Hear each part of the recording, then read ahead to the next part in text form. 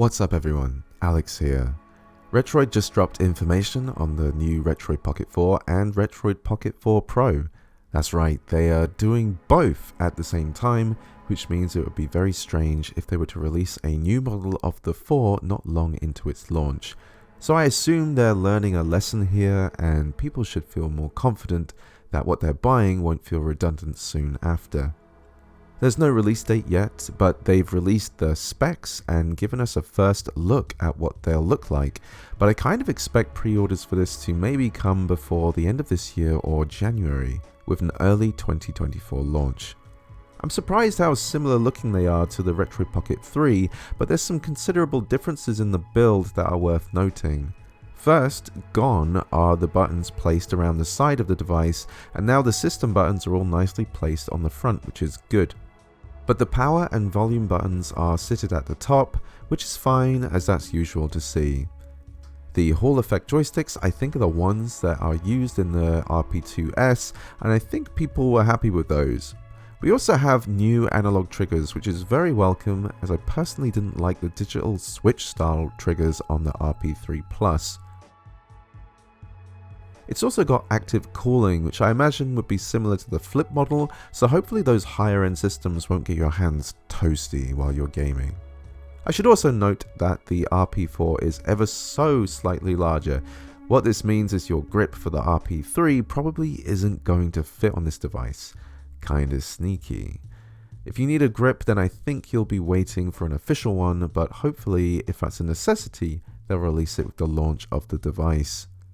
So what I find interesting is that the RP4 looks to completely replace the RP3 Plus and make it kind of irrelevant. They did a decent job making the Retroid Pocket 2 a viable device for its form factor, but the 3 and 4 are going to be very similar, so I'm curious if they'll keep that going or change its price going forward. There's a $50 difference between the 4 and 4 Pro, and there's some notable differences between the two.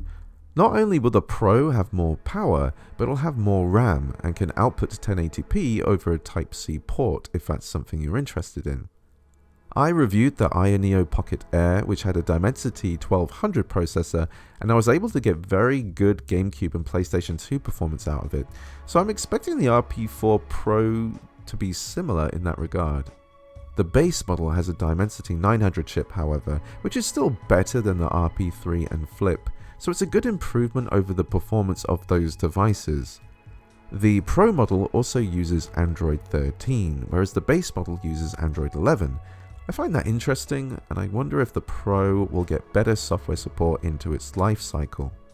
The color options are interesting this time too. I'm kind of surprised to not see the GameCube purple or the rich yellow they used to have. I felt like those two colors were very Retroid, and it doesn't look like they're coming. But there are 3 solid colors and 3 transparent. Transparent white, or ice as they're calling it, does look really fresh. And that's pretty much all the info we have for now. What are your thoughts on the Retroid Pocket 4? Is this what you expected, or were you surprised by anything? Personally, I see it as a bit like the Odin 2 in that we are getting a similar model with a better thought out design and more power under the hood. I think if you're considering buying a Retroid Pocket 3, you should absolutely wait for the 4 as the base model seems to improve on it in every way. But the Pro model is pushing out of the lower budget pricing and heading towards the Odin Pro and unveiled Pocket Air. And what it has going for it is being more compact, and it does have the D-pad placed on the top of the device, which is important for some people. Hopefully we'll get more news soon. It's shaping to be pretty interesting, so I'm curious if people think Retroid are onto a winner here. Thanks for watching. I'll see you next time. Bye bye.